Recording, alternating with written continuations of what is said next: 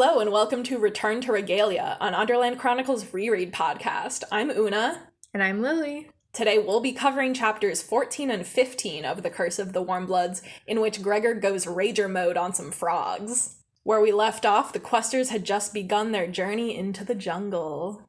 Chapter 14 starts with Gregor's flashlight dying just as he's getting an oil lantern lit. He realizes he can still see by the light of some volcanic eruptions at the bottom of a deep, narrow stream.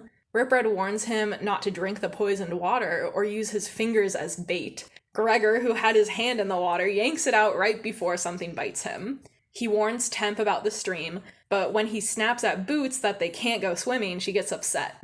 He hugs her and explains more calmly that the water is too hot, like when their bathwater back home comes out scalding. You know about environmental stuff. Do you know anything about these, volcanic stream things? I know that hot springs, come from hot areas. No, I feel like I need to look this up. Because I know, hot springs exist in real life. And I think it's because there's, a hot spot that's somehow able to, come up and heat water. I don't know. I don't know either. Should we look this up for a second? So I don't think it's a real thing that, there's a volcanic eruption in a water source because volcanic eruptions produce magma and lava. I just Googled underwater volcanic eruptions, and this is telling me approximately 3/4 of all volcanic activity on Earth occurs as deep underwater eruptions. Yes, but I think it creates, mountains or, and islands and stuff. Yes. So I think this is not very realistic that you'd be able to see these eruptions as, light sources, and they wouldn't be, constantly, disrupting the hydrology down there. Yeah, I'm having a hard time picturing it because it's it says stream, which to me, I picture a very shallow, running water, but it seems to be that the volcanoes are very deep. The stream is basically a crevice into the earth. Oh, you think? Yeah, maybe. I think that's what it's supposed to be, is the stream is just a fissure in the ground and it's filled with water, and then at the very bottom, very deep under, there's eruptions happening. But yeah, I feel that wouldn't give off light. I don't know. Volcano experts write in. Yeah, because a hot spring is a spring produced by the emergence of geothermally heated groundwater. So that's different, right? There definitely would have to be active magma in order for light to come off, I feel like. Yeah. So. And this is describing it as constant low light.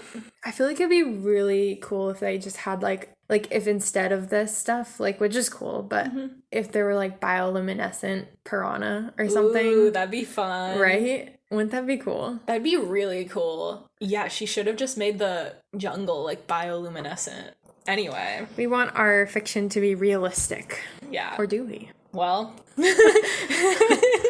this one has giant rats and cockroaches and bats, so I guess if we can accept that, we can accept tiny volcano eruptions deep underground that give off enough light to see by. Yep. Yeah. The questers divvy up the supplies to carry. Nike says she'll fly above the foliage with the water bags and asks if the overlanders will ride, but Gregor thinks that'd be too much for her to carry, and he doesn't want to leave Temp on the ground alone, so he declines. The rats are carrying food in specially made backpacks. I was wondering if the Regalians always had these special rat backpacks, or if they were made quickly specifically for this trip. I would bet the latter because, they don't normally work with rats. Right. And I don't think the rats would have these. I'm pretty sure that you need to be a human to put it on the rat. At one point, Hamnet goes to help Ripred with, a buckle or something. I feel the rats wouldn't be able to use them by themselves. Haven't they been able to pick things up in this book? It seems to me that they have opposable thumbs. No, they definitely don't. You don't think? Because in the first book, Solavet posits that Gregor's dad is helping the rats, grow a thumb or something like that. So, yeah, they do, pick things up, but I don't think they have the ability to, maneuver a buckle or, tie straps or anything. Trying to figure out if you could put on a backpack without an opposable thumb. Yeah. Gregor ends up carrying the first aid supplies and lantern fuel along with his pack from Marith, which includes toddler supplies from Dulcet and the mirror from Nerissa. He also has the wineskin of shrimp in cream sauce, which he intended to give to Rip Red, but decides is better off being used as a bargaining chip later. Smart. Right? Gregor's always scheming. Also, he doesn't like Rip Red right now, so. Yeah.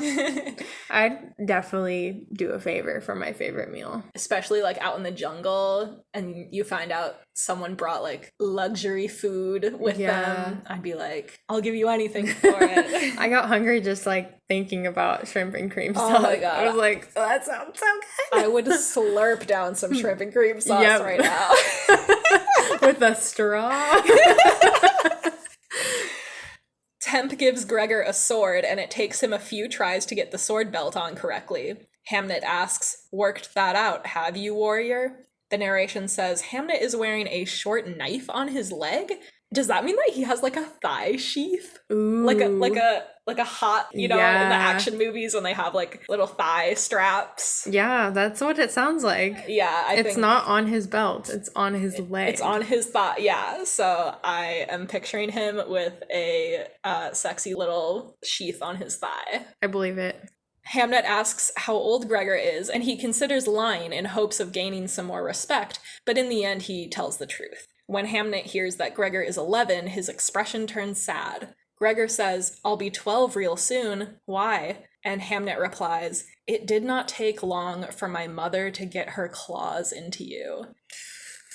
I know, right? I think that line is so crazy. Me too. I love that line. And I think it's like the way he looks so sad is just like really telling. Yeah, like Hamnet was kind of like, "Oh, the warrior, you're my mother's dream come true because you're a rager and a warrior." But then he finds out Gregor's 11 and he's like, "Oh, that's actually really sad."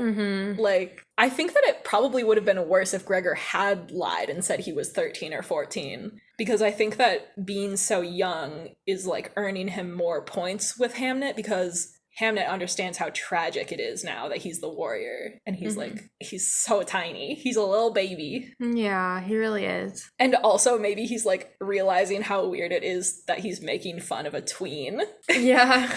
And just putting so much on him too. Like so many expectations. Like honestly, I don't really think like you can expect an 11-year-old to even like be empathetic all the time. Like, yeah. And the fact that he's like doing all this. Yeah, Gregor has a ton of emotional maturity for a kid his age. He really does. Gregor says he's not here for Hamnet's mother, he's here for his own, because she has the plague. This makes him tear up a bit, and he tells Hamnet to just back off. Hamnet agrees as long as Gregor keeps his sword in his belt. Frill joins the group, and Gregor notes that she's 20 feet long, which is too fucking big in my opinion. That would freak the hell out of me. Yeah, that's pretty large. That's like this whole room. Oh my god. 20 feet is like 3 grown men lying down. That's like so long. That's like whale shark size almost. Yeah, don't get me started on the sharks again. Gregor tells Hazard, "You've got a good-looking lizard." And when Frill says thank you, Gregor tries to apologize for thinking she was a pet. He says, "I didn't know you could," and she finishes, "think?" Which I love. Yeah, that's such a good comeback. I feel like that's like the only time she has dialogue in this book. I'm not sure that she like talks again, but I think that's great that even though she's really not a huge character in this book, or like she doesn't have a lot of dialogue, Suzanne Collins did want to establish like she's not a pet. Like, yes, they're riding around on Frill, but she can think and she has opinions.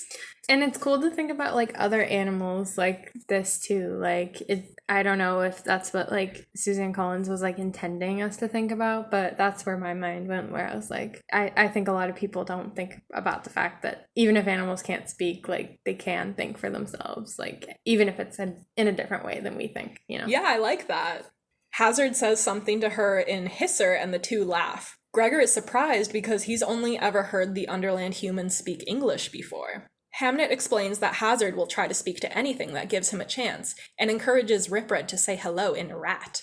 He squeaks, and Hazard mimics the sound perfectly, then goes on to demonstrate how mice say hello in a higher-pitched squeak. I just realized something when you were reading that. It's weird to think about someone speaking lizard and then laughing in the way that humans laugh. Yeah. I just was thinking, like, especially the lizard doing that. I was also, when I read that, I was like, oh, Frill also laughs? Like, how does a lizard laugh? We would never be able to know unless they told us. Yeah, like, exactly. So clearly they were like, hiss, hiss, hiss, ha, ha, ha. Right. I don't know. I just think that's funny. At one point, like, the narration describes the bats as laughing. They have, like, a low, like, ha, ha, ha sound. And I wonder if, like, all the creatures just have their own kind of, like, tones that they laugh in or whatever. Yeah, like, I know, like, sometimes, like, with my dog, like, you can tell when she's laughing. Like, she's not laughing, right, obviously, or really making a noise, but she'll just have, like, a facial expression and, like, a body language that's like, oh, she thought that was funny. I love that. And, like, I don't know about cats, but I feel like animals definitely do have, like, reactions to things like that. So it's kind of funny to think about what that would look like for a lizard. Yeah, I can't imagine that Frill is, like, super expressive, but, like, maybe? I don't know. Rip Red says, it's about time one of you made a little effort to communicate outside your own tongue. Gets a little tedious for the rest of us, having to learn human if we want to talk with you. I love this part so much, because you know I'm super into linguistics. This is not news to anyone, but this is the point in the series when linguistics kind of becomes a theme. Like, the fact that the humans never learn any of the other animals' languages, and all of the animals have to learn English. And in the fourth book especially, this comes into play in a very specific scene that I'm thinking of, but I'll wait until we get to that scene in the fourth book because I have a lot to say about it. So yeah, just this line from Rip Red that's like, it's about time one of you tried to do this. He says it gets a little tedious for the rest of us, but like, it's more than a little tedious. It's like everyone has to learn English because of the humans, which is very much how English speakers are in our world. Yeah, totally. Yeah. I'm not saying like all English speakers. Obviously, we're English speakers. And we speak different languages. Also we're also bilingual, but like English speakers just assume that anywhere they go, they can speak English and they'll be able to like get by because everyone knows like a little English or whatever. And they never they don't feel like they need to learn other languages. I feel like at least learn it well. Like a lot of people like learn a couple words and just say like bathroom instead of like learning how to actually say things in a way that like makes it easy for other people. You can't like ever learn, or you can't like make meaningful connections with someone, like or you limit yourself from making so many meaningful connections with people. I feel like if you don't make an effort. Yeah, I agree. But I think that what I like about this part from Rip Red is he's saying it's about time one of you made a little effort to communicate. Like, I think that the key there is the effort of like, Hazard has the desire to learn all of these languages. And he also has the ability to reproduce the sounds perfectly, which is not something that the humans can do in all of the different languages. But he's eager to learn. Yeah. And I think that is what Rip Red admires. No, I think that's a really good point. Like, I'm sure, like, even if someone tries, like, in good faith, like, it's really appreciated. Anyway, linguistics, love them. We're going to come back to that theme many times, I hope.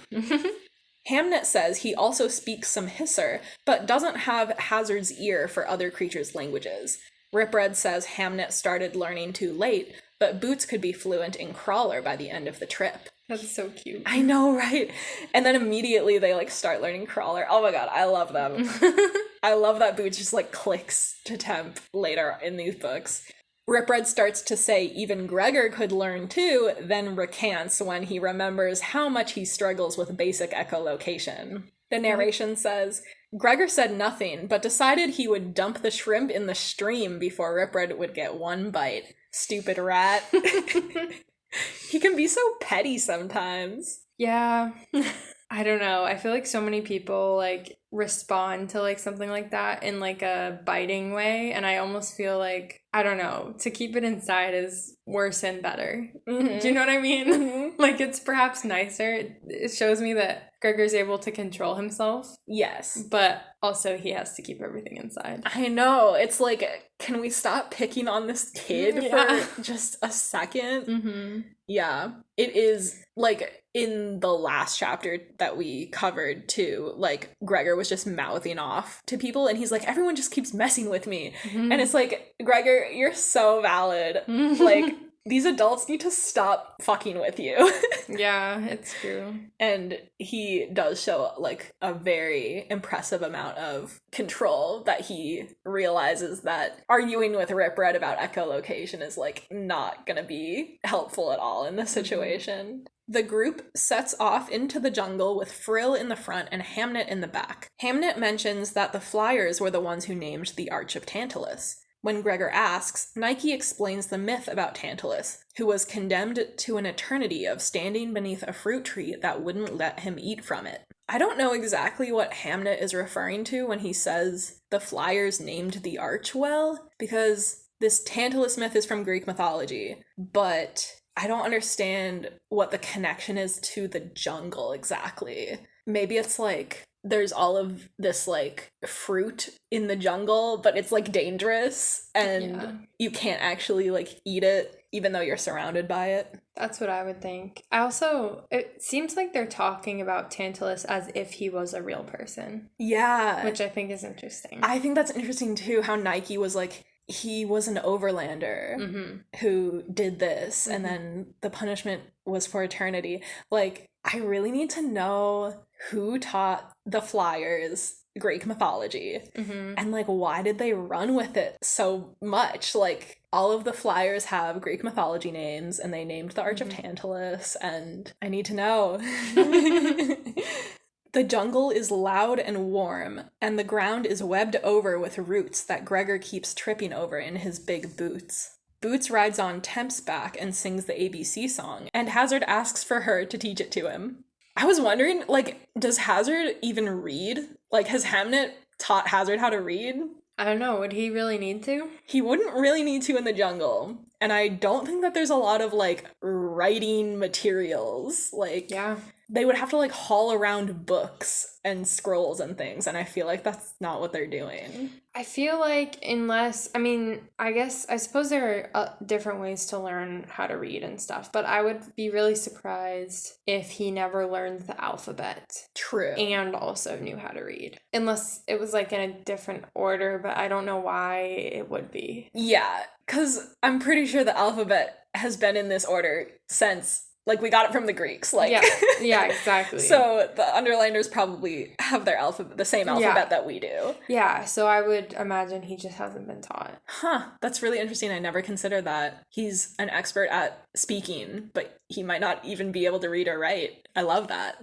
It's kind of cool because, like, he can make all these sounds that are not even in the English alphabet. Yeah. I feel like if you gave Hazard a phonetic IPA chart, he would go like a lot. Like, he would...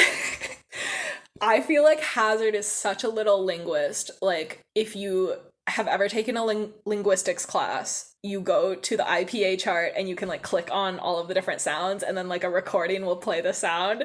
And like, I feel like Hazard would get such a kick out of that. I think he would too. Oh my god, I love him.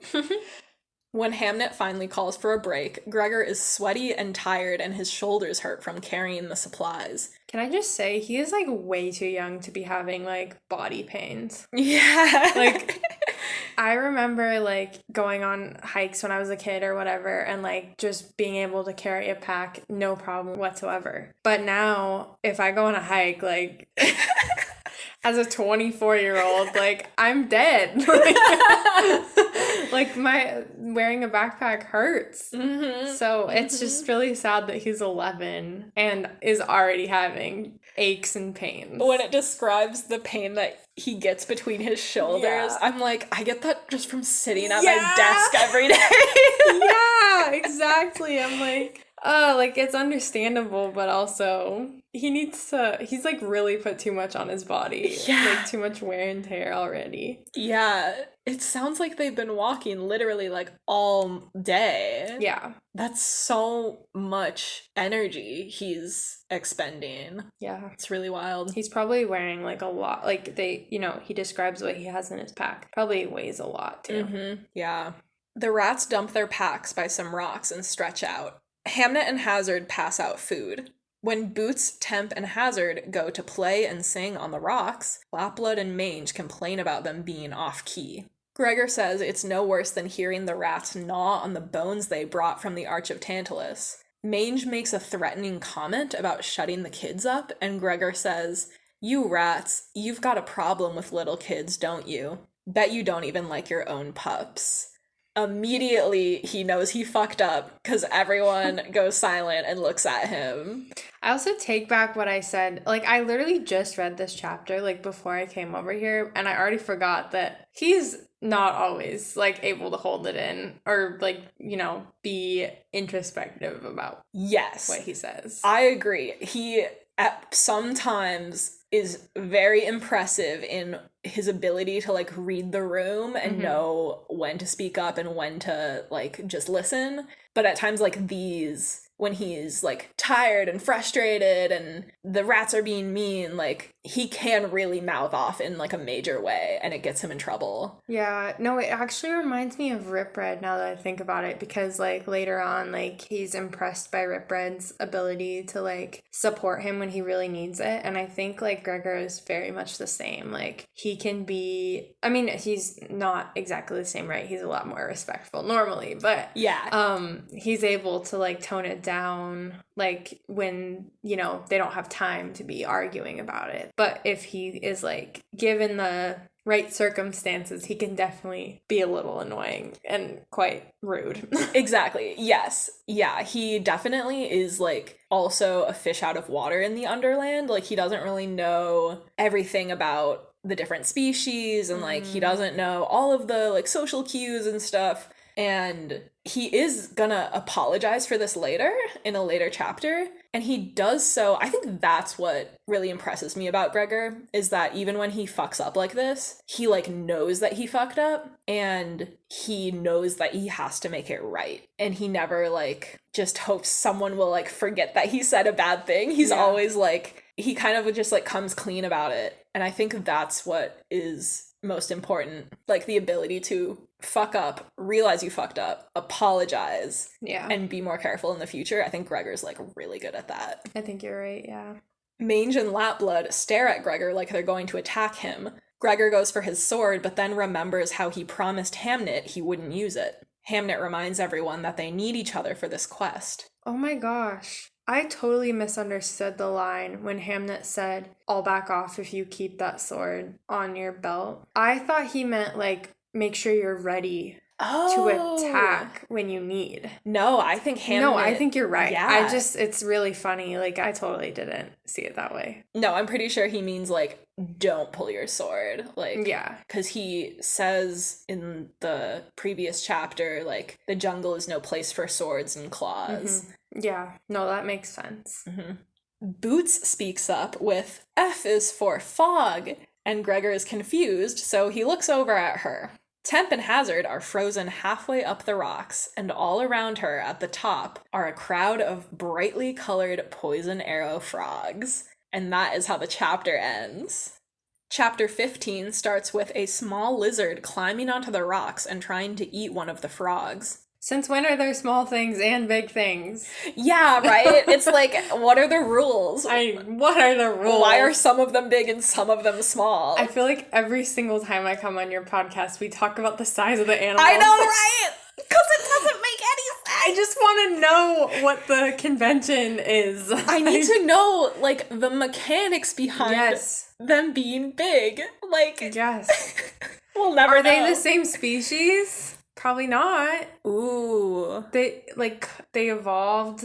Yeah. Like it wouldn't be co-evolution, but, like, the big ones and the small ones evolved. They, like, diverged. Yes. I bet you're right. I bet they But would why? count as different species. Why would it be good to be big in a space that is confined? You're so right. What would be the evolutionary reason? I guess to, like, be bigger than other predators? The only predators that we've seen are, like, the humans, obviously, and then the, like, sea monster. Oh, the sea monster things. And their size didn't help them. No, absolutely not.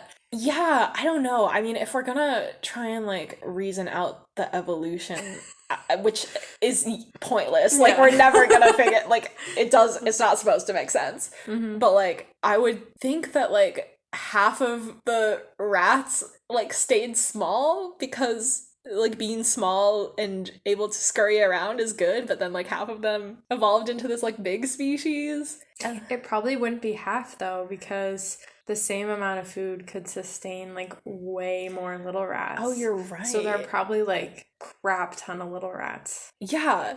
I'm, like, about to get angry about why this doesn't make any sense, and I have to, like, remind myself, like, it doesn't need to. It doesn't matter. It doesn't matter. At the end of the day, we can just be thankful that there weren't giant poison arrow frogs. That would be freaky.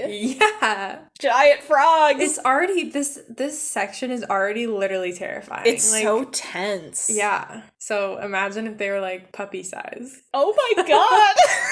That would be so terrifying. Yeah. Holy shit. Like a giant frog, like, leaping at you. Mm-hmm. I hate that. The small lizard gets paralyzed and dies as soon as its tongue touches the frog. Gregor yells at Boots to not touch the frogs, worried that she'll think they're like her plastic toy frogs back home. Hamnet tells Hazard to jump out of the way, and he does so. Ripred says Temp can't help Boots up there, and Gregor agrees, telling him to get out of the way. Boots is delighted by the frogs, and she starts ribbiting and sticking her tongue out and crouching like a frog about to leap. Gregor goes to the base of the rocks where the frogs have spread out over the food packs and asks Boots to jump into his arms. Just before she does, a blue frog leaps for her. Gregor goes into Rager mode, and everything that happens next is in slow motion. Lapblood smacks Boots on the behind with her tail, which launches her over Gregor's head. Hamnet catches her, and as the frog leaps toward Lapblood, Gregor feels his arm move, and his sword stabs the frog right next to Lapblood's ear. Ripred yells at them to get back as the frogs descend. Everyone scatters into the jungle, and after Ripred calls for them to hold their positions, it takes 15 minutes to regroup. Yeah, this scene is so intense. It's like, I don't even know how to describe it. It's just like, we, like, see Boots being silly and, like, pretending to be a frog, and we just, like, know that she doesn't understand the danger she's in, and we're, like, totally with Gregor, like, so scared in this moment. I mean, I could just imagine one of them landing on her and her, like seizing up and, like, dying. I know, when like I was lizard. taking my notes for this last night, I was, like, imagining how horrific that would be to witness, and I was like, oh my god, like... Because in that scenario, it's literally, like, a second makes a difference. Yeah. So, like, I mean, obviously it wouldn't be great to watch your little sister die in any situation. Yeah. But, like, just, like, if a second could have made a difference, like, right. It would be, like, awful. Totally awful. And she's, like, excited. She's like, yeah, freaking land on me, man. Like, she's so... Yeah, she's, like, so into the frogs. I think that's what makes it most horrific, is that she just, like, has no idea the danger she's in, and she's, like, not scared at all. And she's not great at listening to him. Like, earlier on, like, she really wanted to go into the water, even though he's like, don't go in the water. Yeah. So the fact that he was like, don't touch, and she just happened to not touch. Like, she happened to listen. Like that was a coincidence. So lucky. Yeah. Yeah. She was just doing whatever she wanted to do. Yeah. And, yeah, it could have gone real badly. But luckily, Gregor flipped the switch into Rager mode. Perhaps this is why you should not have a toddler on a life or death quest. Yeah, they keep bringing her along on these things. Oh, man. And things like this happen every single quest. Yeah, every time he's like, God damn it, she doesn't listen to me. Like, she's just doing what she should be doing, honestly. Like, yeah, you know? she's too. Yeah. Like, I don't know why he expects her to, like, be different than, like... Yeah. Like, obviously this is gonna happen. Yeah. Every single book. Mm-hmm. Gregor hears Boots talking to Hamnet, so he knows she's okay, but he's still shaken. He stands with his sword out because the dead frog is skewered on the end of it. He realizes the Rager thing just happened to him again, and he couldn't control it. Ripred appears, and Gregor says weakly, "I need help, Ripred," which just breaks my heart. Just the, desperation of the phrase, "I need help, Ripred," is devastating to me. Yeah, and, he was so mad at him, minutes before. I mean, I guess, half an hour before. But still, he was, not even wanting to, dignify him with a response, yeah, it's really sad. Yeah. it's just it's so intense. This book ramps up the intensity so much. Yeah, I picked really intense chapters. Yeah. I didn't even realize. Ripred tells Gregor to wipe the frog off on a rock and rinse his sword in a stream, then warns him that the blade still might have poison on it, so he shouldn't draw it carelessly. Gregor almost screams at Ripred that he doesn't know when he'll draw his sword, because he can't control his powers. I also feel when he says, "I don't plan these things," it's also he doesn't know when these things are going to happen. Every single thing that has happened is a brand new experience. He could not have ever predicted that there would be tiny poison arrow frogs that would cover their packs and surround his baby sister. And he's living from life or death moment to life or death moment. You're so correct.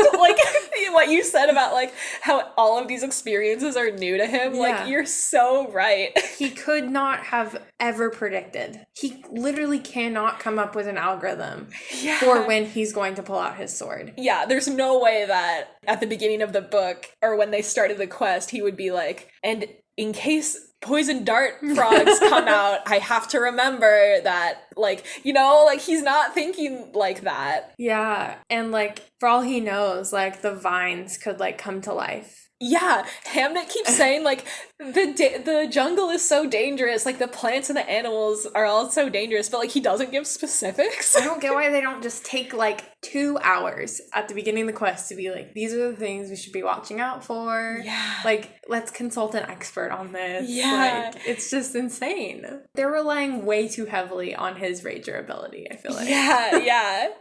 It's literally the only thing that saved him and Boots and Lapblood in that situation. Which, Lapblood's pretty quick thinking too, to be honest. Yeah, she's a real one for that. Mm-hmm. Ripred tries to calm Gregor down by saying, "Ragers feel insane at first. I did myself. The more it happens, the more you'll get used to it." Ripred also points out that there are things Gregor should be aware of that signal he's going into Rager mode. Gregor admits he knew it was happening when he fought rats in the labyrinth, and Ripred tells him that's a start, but it'll take time to learn how to turn it on and off. Gregor asks how long it took Ripred to learn, and he says that even though he was fighting frequently, it took him a few years to master. Gregor feels defeated, but Ripred says, "At times you'll see it as a gift." Gregor says, "I don't want this gift, Ripred," and the rat replies, "Well, it's yours." That's another heartbreaking moment when Gregor is "I don't want this," and Ripred is "That's too bad. You have it. You got it, man." I wonder if this would have manifested in other ways, in the Overland. Yeah, I was talking with Audie about this in one of the episodes for Prophecy of Bane. We were trying to figure out, is Ragerhood something that happens only to people in the Underland? Or would this be able to be diagnosed as something in the Overland? Because the Underlanders have a name for it. Does it have a correlation to something that we would have a name for in the Overland? Good reflexes. Yeah, I guess so. But the fact that it's so associated with death, I think, is what he hates. Yeah, Gregor hates that. He hates fighting and he doesn't want to be the warrior. And the fact that he just keeps finding out that he's the warrior in different ways. Mm-hmm. It's oh, I'm the chosen one in the prophecies. Oh, I have magical fighting powers. He doesn't want to be special, but the universe keeps confirming to him that he is the warrior from the prophecies. Yeah. The two of them return to the others, and Gregor thinks about how Ripred can be really nice sometimes. The narration says, Ripred seemed to know when he could push him and when he genuinely needed help, and cites the time Tick died and when Gregor thought Boots was dead. This is what we were talking about. Like, Ripred really does know when to tone it down. Like, he's super mean, and he pisses Gregor off a lot. And he's kind of like a bully, you know? Like, he's kind of, he's just like an asshole to him, you know? Yeah, he really is. In times when it, like, really matters. Like, when Gregor's, like, on the verge of a breakdown, Ripred is able to, like, reel it in and be genuine, and I love characters like that. I love characters that are assholes 90% of the time, and then when it really counts, they, like, show you the realness underneath all of that. That's, like, catnip to me. Have you ever met someone like that? I feel like in real life, it is not as appealing. Yeah. Because if you meet someone who is an asshole nearly all the time, but they are nice sometimes, like, I know a lot of guys mostly who are, like, total bastards around other guys. Like, if you get them in a group of guys, they're insufferable. But then if you're just, like, with someone, like, one-on-one, they're, like, actually really smart and, like, thoughtful and considerate. And I'm just, like, thinking of, like, a dozen boys I was in class with in high school. Maybe they've grown out of it by now. Who's to say? Comment if you're one of them. Yeah. You know who you are. You know who you are. But yeah, no, if you meet someone like that in real life, it's, like, not as appealing. I think it's mostly just fictional characters for me that are like, oh, you're very interesting. Like, I could not stand to be around Ripred in real life. Anyone who acted like Ripred in real life, I'd be like, I'm gonna stay away from you just, like, for my own mental well-being. Yeah. Well, I feel like in real life, we wouldn't get to know someone well enough in order to see the good in them. We wouldn't be able to see that 10% where they're nice. An interesting take. Thank you. Do you know people like that? Well, no, I mean, I knew bullies, but I never, like, cared to get to know them well enough, right? I don't think people are 100% assholes all the time. Yeah. You know, they're not going to be mean to their mom, probably, all the time. Or, like, you know, they're not going to be mean to, like, an old woman crossing the street. I mean, maybe they won't care, but they're also probably not going to be, like, an asshole. Right. Ripred at times is actively, like, instigating conflict. Yes. Like, he is trying to piss Gregor off. But people in real life don't do that all the time. Yeah, and he doesn't either, though, right? But I guess the only reason why we see that is because, like, Gregor's, like, stuck with him. Yeah, that's true. So it's like you could probably see, like, family members in that way. Or, like, I think it'd be hard to get to know someone who's like that on a deep enough level to, like, see the good. That's what's interesting about Gregor and Ripred's relationship is that they're not friends. It's, like, this indescribable, like, partnership that they have where they, like, Ripred's kind of a mentor and Gregor's kind of the mentee, but they don't like each other, but they have respect for each other. And it's just, like, really interesting to me, but I feel like you don't get a lot of that kind of relationship in real life. Yeah. Like, I can't think of anyone that I respect who is mean to me. I would imagine, like, being in the military would be kind of similar. Like, meeting people in the military. Because you're stuck there, right? You know you're stuck with these people. Like, and then there's also, like, different hierarchies. Like, yeah, and a lot of different personalities. But you have a driving thing. Yeah, a uniting force there. Yeah, which is what Gregor and Ripred have. Yeah, actually, I like that comparison. It's almost like a superior officer and a soldier, kind of. Except Ripred's, like, really good at, like, letting him make his own decisions. That's true. And he encourages him to learn how to make his own decisions and make his own plans and stuff. Yeah, he's not, like, controlling him. Yeah, I love that. I love Gregor and Ripred's relationship. It's just, like, so unique. You never see that kind of thing in other pieces of media. Like, I'm literally just thinking about Haymitch and Katniss and Peeta from Hunger Games. But, like, I'm not even sure. I feel like it's different a little bit. Yeah. And I'm trying to think of, like, literally anything else that's like that. Yeah, because, like, Dumbledore and Harry, it's, like, similar, but like Dumbledore's not mean to him. Like, yeah. he just like leaves him out of things. Yeah, he's like neglectful in a way, but Harry is like constantly trying to get more attention from Dumbledore, and Gregor is like actively trying to get Ripred off his back. I'll try and think of some more examples. None are coming to mind right now.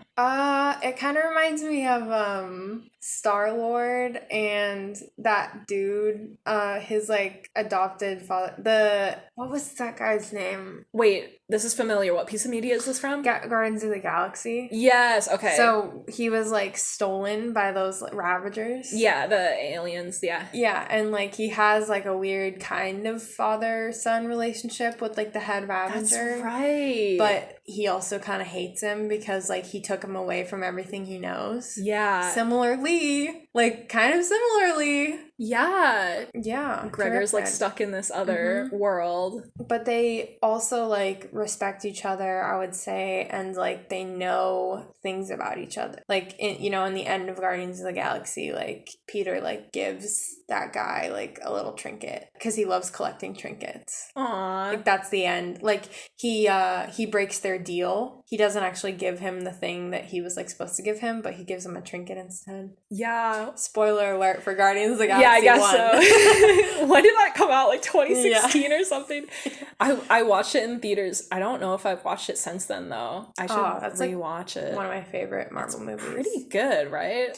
Yeah. The other Guardians of the Galaxy movies really are not good in my opinion. Yeah, no, I did enjoy the first one. I didn't remember the ending though. Anyway, Gregor. Okay, Gregor and Ripred get back to the group. Ripred tells Hamnet not to scold Gregor because he couldn't help drawing his sword, but Hamnet says that's not exactly comforting. Gregor thinks he should thank Lapblood for saving Boots, but doesn't want to address the hostile rats. Boots is still pretending to be a frog, and when Hazard says she told him they have the same frogs back home, Gregor has to explain they're just toys. Hamnet makes a comment about how irresponsible it is to have toys that look like dangerous animals, and Gregor acknowledges it must seem weird to the Underlanders, but it's not an issue in the Overland because there aren't poison frogs just hopping around the city. Also, it seems like there are very few things that are not dangerous in the Underland. Yeah. So, like, I wonder what their toys even are. I know, right? Like bats. Oh, yeah. Maybe they have bat toys. That'd be so cute. Human dolls, bat dolls. I think that they mentioned that Luxa had dolls when she was a kid, so maybe. Off tape, but I thought of another relationship that might be kind of similar. You tell me what you think. But what about Derek, Hale, and Yes, actually. Yeah. Hey everyone, it's Editing Oona. Lily and I are talking about Scott McCall and Derek Hale from MTV's Teen Wolf. I like that. Right? You're right. It is kind of similar. Because they have a driving thing, a driving force together, but they also kind of hate each other. And I think it's also kind of based on, like, initial biases, like, initial impressions. Yes. Like, both of that relationships. Because, like, initially, like, Scott thinks that Derek's, like, the one who bit him. And, like, Gregor thinks that, like, rats are, like, evil. Yeah. And bad. Yeah. They have these, like, preconceptions. And Derek thinks Scott is kind of an idiot. Yeah. And then Scott thinks Derek is, like, mean. But he lets him make his own decisions. Yes. And then critiques them. Yes. Judges them. Yes. Intensely. But he's like, the whole point of this is for him to learn how to be a werewolf on his own. Yes! Oh my god. I feel like that is similar. That's actually such a good comparison. I'm keeping that in the pod. Okay. That's excellent. Thank you. Because Scott and Derek also have this respect for each other. Like, yeah, Scott learns a lot from Derek and looks up to him. And then Derek eventually learns to see the value in what Scott brings to the table. Yes. And how he makes his own type of leader. Oh, and they're never friends. Yeah, and they the entire season. Literally, they're not friends. That's so good. They're just stuck together. Yeah. And that's kind of another thing. Like, if they hadn't been stuck together, they would have never continued talking to each other. Yeah. Wow, that's actually a really good comparison. That's bringing out all the fandom references. Good pull. Like, damn. I got Marvel. I got Teen Wolf. We're all across the board today. Hamnet breaks the news that the frogs swarmed the packs of food, but at least Frill saved Gregor's stuff. Gregor says he has cookies for Boots and the shrimp and cream sauce he brought for Ripred. The rat says, "Now who's my favorite little rager?" I love that line so much. Hamnet says the shrimp will have to go to the pups, meaning Boots and Hazard, and that Ripred will live long after the rest of them. Again, I need to know the life expectancy of rats in the Underland. We're never going to find that out for sure, but I need to know. No, it is interesting that they're so long-lived. Yeah. The questers hike through the jungle some more and eventually stop to make camp. Hamnet gives a few cookies each to Boots and Hazard, then holds out 2 for Gregor. Hamnet reasons that an 11-year-old still counts as a pup, but Gregor declines. The narration says, "He didn't feel like a pup. Somehow having the responsibility of saving his mother, Ares, and every warm blood in the Underland knocked that feeling right out of him," which is devastating. Yeah, no shit, you don't feel like a kid. This is very much on theme of, like, Gregor has lost his childhood in an irreparable way. Yeah, totally. I think he probably would have, like, lost it even if he had never gone to the Underland. Yeah, I think that he was already kind of like on the path due to his dad being missing and like living in poverty and having to just like grow up taking care of his sisters. And yeah, I think that even before this series starts, he has to some extent lost his innocence. This is just like a continuation of that. Yeah. Hamnet serves the shrimp to the kids, and Ripred tries to pull the ol' "maybe I should check to see if it's gone bad" move, but Lapblood calls him out, saying he knows it smells fine. They all lie down to sleep, but the heat and noise of the jungle on top of Gregor's anxiety make it difficult for him to get any rest. He overhears Lapblood and Mange talking quietly about their pups back home, some of which had the plague and are probably dead by now. Yeah, I have a few thoughts here. First of all, I'm not sure if the text ever actually confirms that Lapblood and Mange are mates. Like, does it say that they're together and the pups that they're talking about are their kids together? Or are they Lapblood's pups and Mange is, like, part of the family some other way? I'll have to pay more attention later on. But if it's not explicit that the pups are theirs, like they could be read as like siblings or something, Lapblood and Mange. Yeah, it never says like, do you think our pups are still alive? And Lapblood refers to them as my pups, which like she could still be saying even if they were also Mange's, but like that made me think about, is Mange just related to them some other way?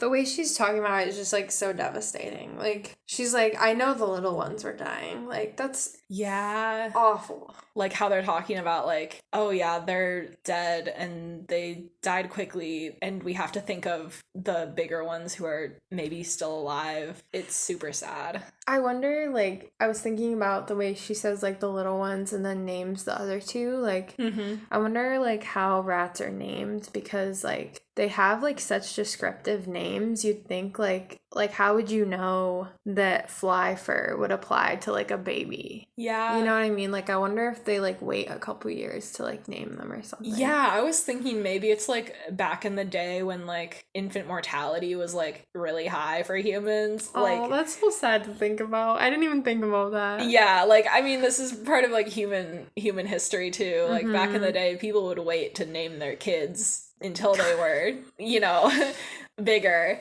Man, I was just like, I wonder if they wait to see their quirks and characteristics, and you're like, what if they die? Well, that's what I'm thinking. Like, if she says like the little ones are probably already dead and doesn't name them, like maybe it's because they don't name them in case they die. Like, it's literally so sad. It is. It's super sad, but it's also something that humans have done in history, and I think it's possible. But you're also right. It's also because they need to know their personalities before they name them. But I think Six Claw must be named because like Six Claw, they have like an extra claw like, or something. Maybe if you choose like a physical characteristic, you can get your name a little earlier. Yeah, exactly. I'd like to think that it's because they like try to find the perfect name. Right. To fit. They're also violent, though. Like, a lot of the names are pretty violent. Yeah, like Make Mints. Or like Rip Red. Yeah. Like, how did he get that one? And Mange. Mange. I was just thinking, like, did he have mange as a kid? Like, yeah. Lap blood, like lapping blood. Yeah. Or, yeah. But then, like, Gold Shard and Pearl Pelt are named after, like, how they look. I don't know. I'm going to have a bonus episode about Underland naming conventions because I think that the different ways that each of the species, like, have their names is so interesting. It is interesting. And the rats are by far the most interesting. Oh, the other thing I was thinking about with Laplet and Mange. This is one of those times when the rats are speaking English when they shouldn't be speaking English. They should be speaking in rat to each other right now. Yeah, totally. There's no reason that they should be speaking English to each other. Mm-hmm. Except for the story calls for it. For Gregor to feel bad. Yes, exactly. But yeah, you're so right. In real life, they would be speaking in rat because they wouldn't want anyone else to hear, and also it's their first language. So also, they probably can't convey things the same way, like, since it's their second language. And even if it wasn't their second language, like, different languages have, like, different ways of saying things that might be more meaningful to them or not. You know what I mean? Yeah, yeah. For sure. But yeah, that's just, like, another little plot hole about the rats speaking English when they probably shouldn't be. Lapblood asks if Mange thinks the two little pups suffered much, and he assures her that they must have went quickly. Which is really brutal that that's, like, a comforting thing for her, is, like, they died quickly. Mm-hmm. Mange tells Lapblood to go to sleep, and the chapter ends with Gregor thinking about how he's not the only one lying awake, wondering how long a loved one has to live. We've been recording so long. Yes. You're such a champ for doing this episode with me. Yeah, no, of course. It was really fun. Yeah, thank you so much for joining me. Yeah, these were some really good chapters. I agree. Very good. And we had, like, so much to talk about. Yeah, that was great. Next week's episode will cover the end of part 2, chapters 16 through 18. Before we sign off, I'd like to give a huge shout out to Audie, aka Prophecy of Grey on Tumblr, for posting the final draft of his extended version of the Return to Regalia theme song. It's a beautifully haunting melody, and I cannot stop listening to it. Audie, thank you for making this and for giving me permission to play it at the end of this episode. If anyone wants to go see the video of the sheet music for the song, head to returntoregalia.tumblr.com and search for the tag Return to Regalia theme. Thank you for listening, and until next time, fly you high.